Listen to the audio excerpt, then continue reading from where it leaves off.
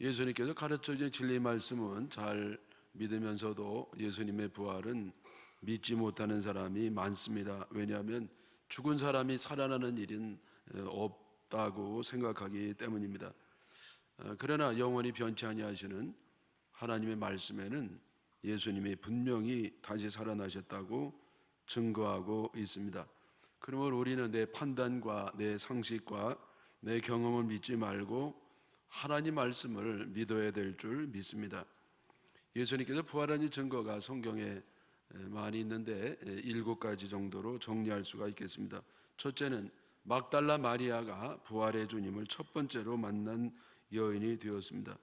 막달라 마리아는 예수님 사후에 가장 먼저 예수님을 봤는데 무덤을 좀 살펴보려고 갔다가 예수님 시신이 없어진 걸 보고 낙심하고 울고 있었지만은 그러나 예수님이 그를 만나셔서 부활한 주님을 만나는 첫 번째 사람이 되었습니다.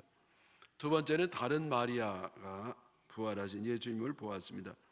이 여인은 막달라 마리아와 함께 무덤에 가서 실망하고 울었지만은 천사가 나타나서 예수님이 갈릴리로 가실 거라고 그 얘기를 제자들에게 알리려고 달려가다가 부활의 주님을 만나게 됩니다. 세 번째는 엠마오로 내려가던 두 제자에게 부활의 주님이 나타나셨습니다. 이들은 예수님이 십자가 지고 죽으셨다는 소식도 들었고 또 예수님의 부활의 소식도 들으면서 참 슬펐다가 기뻤다가 또 긴가민가 하는 심란한 마음을 가지고 엠마오로 내려가다가 부활의 주님을 만나게 됩니다. 예수님께서 성경 말씀을 풀어주실 때는 마음이 뜨거워졌고 주님이 식사 가운데에 떡을 떼어 주실 때는 예수님을 알아보는 그런 은혜를 받게 되었습니다. 네 번째는 우리 예수님께서 11 제자에게 나타나게 되십니다. 왜 11 제자냐? 가룟 유다가 빠지게 됐거든요. 그래서 예수님이 그 십자가에 달려 죽으신 이후에 이들은 유대인들이 겁이 나가지고 벌벌 떨면서 문을 꼭 걸어 잠그고 떨고 있었는데 그때 예수님께서 나타나셔서 저들에게 평안을 주십니다. 다섯 번째는 의심 많은 도마에게 나타나셨습니다.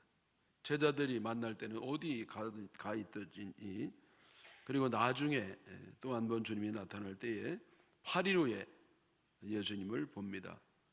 예수님을 보고도 믿지 못하다가 옆구리에 손가락을 넣어 보고서야 비로소 예수님을 믿습니다. 여러분, 옆구리에 손가락을 넣었다는 것은 증거가 된다는 말도 되지만은 동시에 예수님이 영적으로만 부활한 것이 아니라 육체적으로도 부활했다는 것을 보여주는 말씀입니다. 또 여섯 번째는 부활하신 예수님께서는 디베랴 호숫가에서 7 제자들에게 나타나십니다. 베드로가 이때는 고기를 열심히 잡으려고 애를 썼습니다마는 허탕이 되었습니다. 예수님의 명령에 따라서 그물을 내렸더니요, 그물이 찢어질 정도로 엄청난 고기를 잡게 됩니다. 구체적으로 153마리라고 고기 숫자까지 나온 걸 보면 예수님이 부활하셨다는 사실을 뚜렷하게 증거하는 말씀이 됩니다. 이때 이 베드로가요, 내 양을 먹이라, 내 양을 치라 사명도 얻게 되었고요, 또 예수님과 함께 식사도 하는 조반을 먹거든요. 밤이 지나고 이제는 아침이 되어서 방금 잡은 생선을 가져오라고 하셔가지고 제자들과 함께 떡을 조반으로 잡수십니다. 이것도 역시 마찬가지로 예수님이 부활하신 것은 이렇게 영적 부활만이 아니고 실제적인 부활, 몸의 부활도 말씀을 하는 겁니다. 마지막 7번째는요, 예수님께서 부활하신 후에 감람원이라고 하는 감람산에서 승천을 하시는데 이때 제자들 보는 데에서 승천을 하십니다. 예수님께서 부활하신 이후에 40일 동안 이 세상에 있으면서 제자들에게 여러 모양으로 나타나셨고 또 여러 가지로 역사를 하셨습니다. 성경에 기록된 것만 하더라도 7가지가 되는데 성경에 기록되지 않은 것까지 합치면 수를 셀 수 없을 정도로 그렇게 많은 주님의 부활을 증거하고 있습니다. 목사님 아무리 그래도 소용없어요, 나는 안 믿어요. 어떻게 죽은 사람이 살아난단 말입니까? 여러분, 내 판단을 절대화하지 마십시오. 절대로 우리가 믿을 수 있는 분은 오직 절대자 하나님이고, 그 하나님이 기록하신 하나님의 말씀만이 진정으로 우리가 믿을 수 있는 절대적인 진리의 말씀인 줄 믿습니다. 초대교회 성도들은 예수님의 부활을 목격하고도 너무 이게 믿을 수가 없는 일이기 때문에 분명히 봤으면서도 잘 믿지를 못했습니다. 반신반의했습니다마는, 그러나 나중에 그 사실이 너무나 분명하고 확실했기 때문에 나중에는 목숨을 걸고 예수님을 전하는 사람들이 되었습니다. 때로는 붙잡히기도 하고 고문을 당하기도 하고 죽임을 당하기도 하면서 저들은 예수님 부활을 전했던 것입니다. 12제자 가운데 사도 요한 빼놓고는 모두 순교할 정도로 저들은 목숨을 아끼지 않았습니다. 때로는 화형이 되기도 하고 굶어 죽기도 하고 톱으로 혐을 당하기도 하고 사자밥이 되면서도 저들은 신앙을 포기하지 않았습니다. 그 이유가 무엇이냐 말씀드린 것처럼 부활을 믿었기 때문에 저들은 죽음도 겁내지 않았어요. 죽음도 두려워하지 않았습니다. 왜냐하면 죽어도 살 것이 확실하기 때문입니다. 저들이 목숨을 구차하게 구걸하지 아니하고 끝까지 신앙을 유지했던 것은 바로 부활을 분명히 믿었기 때문에 저들은 죽음을 불사하고 신앙을 유지하게 됐습니다. 어떤 사람들은요, 예수님 부활이 실제적인 부활이 아니고 제자들 마음속에 내재적으로 실존적으로 주관적으로 상징적으로 일어난 사건이라고 주장하는 사람이 있습니다. 다시 말하면 제자들이 만든 얘기라는 것이죠. 여러분, 제자들이 만든 이야기라고 한다면 누가 자기가 만든 이야기 때문에 죽는 사람이 어디 있겠습니까? 자기가 만든 그러한 믿음의 근거를 가지고 순교할 사람이 어디 있겠습니까? 사랑하는 여러분, 성경이 예수님의 부활을 너무나 강력하게 너무나 여러 번 확실하게 증거하기 때문에 우리는 영원히 불변하는 진리의 말씀인 성경을 믿으면서 부활 사건을 믿으시기를 바랍니다. 기독교인들은 한마디로 포기할 줄 모르는 사람입니다. 하나님의 뜻을 절대로 포기할 수가 없어요. 그래서 이 참된 기독교인들은 어떤 상황 중에도 믿음과 사랑을 포기하지 않습니다. 하나님이 살아계신 한 믿음을 포기하지 않아요. 하나님이 사랑이신 한 사랑을 포기하지 않아요. 아무리 미워도 사랑을 포기하지 않아요. 아무리 의심이 생겨도 믿음을 포기하지 않아요. 의심을 포기하지, 믿음을 포기하지 않는 사람이 참된 기독교인입니다. 또한 어떤 절망적인 상황 중에서도 희망을 포기하지 않습니다. 우리가 전능하신 하나님을 믿는 한 우리에게 절망은 없습니다. 전능한 하나님을 믿으면서 왜 절망합니까? 여러분, 절망은요, 할 수 있는 게 아니라 죄예요. 하나님의 능력을 믿지 못하는 죄가 되는 겁니다. 우리가 전지전능한 하나님 믿는다고 하면 어떤 절망적인 상황이라 할지라도 희망을 포기하지 않는 줄 믿습니다. 여러분, 우리가 희망을 포기하는 또 하나의 이유는 예수님이 부활하셨기 때문입니다. 예수님 부활을 정말 믿은 사람이라면 희망을 품고 절대로 희망을 포기하지 않습니다. 막달라 마리아는 예수님 시신을 살펴보려고 거의 잠을 자지 못하고 뜬 눈으로 지내다가 해 떠오르기를 기다렸어요. 그러나 더 이상 참지 못하고 아직 해가 떠오르지 않았는데도 무덤으로 달려갑니다. 거기서 큰 충격을 받습니다. 왜냐하면 마땅히 닫아 있어야 할 무덤 돌문이 열려 있는 겁니다. 그 안에는 분명히 있어야 할 예수님의 시신이 보이지를 않는 겁니다. 너무 큰 충격을 받았습니다. 아마 이 마리아는요, 누가 시신을 훔쳐간 것으로 추측을 했을 겁니다. 마리아는 너무 기가 막히고 너무 마음이 아프고 너무 절망스러워서 울고 있다가 부활하신 예수님을 만납니다. 이 부활하신 예수님 만난 막달라 마리아는 너무 좋아서 죽을 뻔했을 겁니다. 여러분, 나 죽을 뻔했다고 얘기하는 거는 이때 쓰는 말이에요. 마리아는 정말 죽을 뻔했을 겁니다. 너무 좋아가지고. 슬퍼 울다가 너무 기뻐서 저절로 웃음이 터져 나왔을 거죠.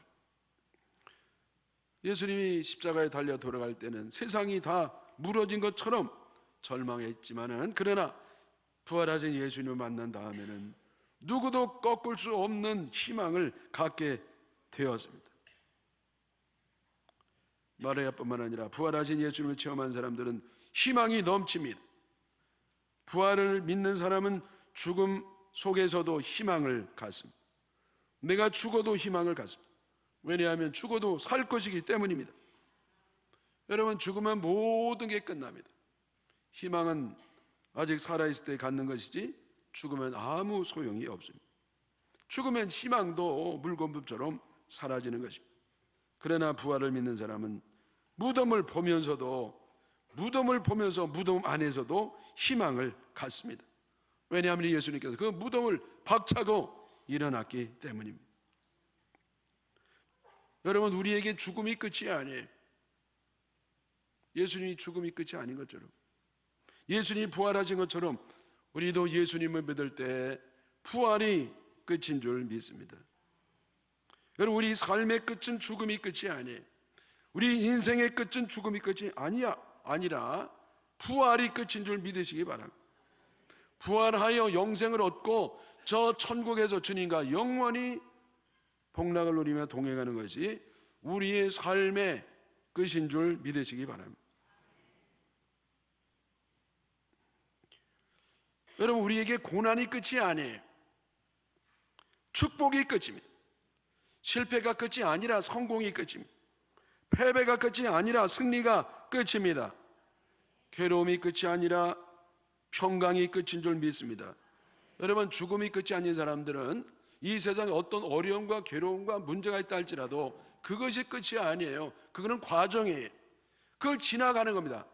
여러분, 십자가와 죽음이 끝이 아니에요. 그 십자가 죽음을 통과해서 부활이 있는 것처럼, 여러분, 우리는 십자가를 지는 것 같은 고난이 있어도, 괴로움이 있어도 그걸 통과해서 결국은 부활까지 이르게 되는 줄 믿습니다. 죽음을 이긴 자는 모든 걸 이긴 자입니다. 왜냐하면 죽음보다 더 강한 것은 세상에 없기 때문입니다. 세상에 죽음을 이길 장사가 어디 있겠습니까? 그러나 예수님은 죽으신 지 사흘 만에 부활하심으로 죽음을 이기셨습니다. 사망아, 너희 쏘는 것이 어디 있느냐? 여러분, 이 사망은요, 더 이상 우리를 쏠 수가 없어요. 왜? 우리는 죽어도 죽지 아니하고 다시금 살기 때문입니다. 예수님이 죽으실 때 억울한 누명을 뒤집어 쓰고 날조된 거짓말에 의해서 죽임을 당하셨습니다. 거짓이 진리를 죽였습니다. 사망이 예수님의 생명을 삼켰습니다. 미움의 세력이 사랑이신 예수님을 이겼습니다. 불의의 세력이 의의 주님을 죽였습니다. 여러분, 이때 마귀는 자기가 이긴 줄 알고 승리의 개성가를 불렀을 겁니다. 그러나 그게 끝이 아니었어요. 예수님이 부활하셨습니다. 그래서 이 모든 것이 역전이 되었습니다. 예수님은 역전의 명수이십니다. 예수님은 부활하심으로 진리가 거짓을 이겼습니다. 사랑이 미움을 이겼습니다. 생명이 사망을 이겼습니다. 하나님 마귀를 이기신 줄 믿습니다. 예수님이 십자가를 지고 패배할 때는 마귀가 이긴 듯 착각했지만, 그러나 예수님 부활하심으로 예수님이 역전승하신 줄 믿습니다. 여러분, 우리도 예수님 믿으면 반드시 역전승하는 줄 믿으시기를 바랍니다. 비록 지금은 우리가 슬퍼 운다 할지라도 반드시 역전해서 기뻐할 때가 올 줄 믿습니다. 지금은 병들었어도 건강에 역전이 올 줄 믿습니다. 지금은 살기 어려워도 부해질 때가 반드시 올 줄 믿습니다. 여러분, 지금은 내가 온전히 서지 못하지만은 온전히 설 때가 올 것입니다. 지금은 비록 고통당하지만은 자유를 얻을 역전의 때가 올 줄 믿습니다. 여러분, 지금 우리가 마귀에게 얻어 터지지만은, 그러나 마귀를 박살낼 때가, 역전할 때가 반드시 옵니다. 여러분, 반드시 왔습니다. 예수님이 부활을 하셨습니다. 우리도 부활을 믿을 때 예수님 승리의 역전승에 나도 동참할 줄 믿습니다. 죽음을 이긴 자는 아무도 두려워하지 않습니다. 여러분, 두려움은 끝이 뭐냐? 죽음이에요. 왜 병들어서 두려워하느냐? 죽을까 봐. 그러나 우리는 죽지 않아요. 죽음은 지나가는 것입니다. 과정입니다. 예수님 부활을 믿는 자는 질병도, 실패도, 역경도, 고난도, 오해받는 것도, 감옥 가는 것도, 누명 쓰는 것도, 마귀도, 죽음도 두려워하지 않습니다. 그런 어떤 역경 속에도 희망을 갖습니다. 여러분, 부활을 믿는 자는 바로 희망을 갖는 사람, 어떤 상황에도 절망하지 아니하고 희망을 갖는 것입니다. 어떤 사람이 불행하게 태어났습니다. 그 집은 늘 아버지가 술에 쩔어 있었고 그 아버지의 폭력 때문에 뻔한 날이 없었습니다. 늘 어둠의 그림자가 가정을 시달리게 했습니다. 아이가 태어났는데 병약한 아이가 태어났습니다. 아버지가 매독에 걸려가지고, 여러분, 매독 걸린 채로 애를 뵌 겁니다. 그 애가 낳았어요. 그래서 아이가 병약하게 낳았습니다. 장성에서 음악학교를 나왔는데 그 어렸을 때 그 아버지의 영향 때문인지 학교 졸업한 이후에 2년 만에 귀가 멀어버렸어요. 여러분, 음악인에게 귀가 먼다는 것은 사형 선고나 마찬가지입니다. 근데 이 사람이 위대한 작곡가가 됩니다. 그가 했던 위대한 곡들은 거의 다 대부분이 듣지 못한 상태에서 곡을 쓴 것입니다. 여러분 짐작하겠지만은 베토벤이라고 하는 악성이에요.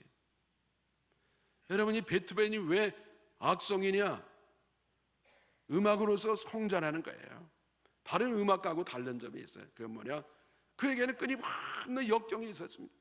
끊임없는 괴로움 속에서, 시련 속에서 살았지만은, 그러나 희망을 가지고 불굴의 의지로 삶을 극복하면서 이기면서 위대한 음악가가 되었기 때문입니다. 여러분, 저는 지난주에 타이거 우즈에 대한 기사를 읽고 은혜를 받았습니다. 여러분, 이 타이거 우즈는요, 흑인과 태국인의 혼혈로 태어났습니다. 골프는 주로 백인이 하는 운동으로 여겨지고 있을 정도로 백인들이 주도하는 골프인데 그들에게 눈총을 받으면서 골프를 했을 겁니다. 워낙 천재적인 선수였기 때문에 22살에 최연소 골프 역사상 최연소의 메이저 대회 우승을 기록합니다. 승승장구했습니다. 그러나 중간에 많은 어려움이 생기죠. 좀 잘 나가니까 또 인기가 있어 그런지요, 불륜을 저지르고 가정 불화가 있고 이혼을 하고. 여러분, 그래서 잘 나가는 사람 기도 3번 하시기를 축원합니다. 부상이 얼마나 많은지요. 7번이나 대수술했습니다. 여러분, 이 부상이 많으니까 그동안에 연습도 하기 어렵고요. 그리고 이제는 골프 시합에 나가지도 못하는 거죠. 여러 가지로 그에게 어려움이 겹쳐가지고 결국은 나이도 벌써 44살이 됐습니다. 그런데 44살이 된 이때에 메이저 대회 우승을 하면서 재기에 성공을 합니다.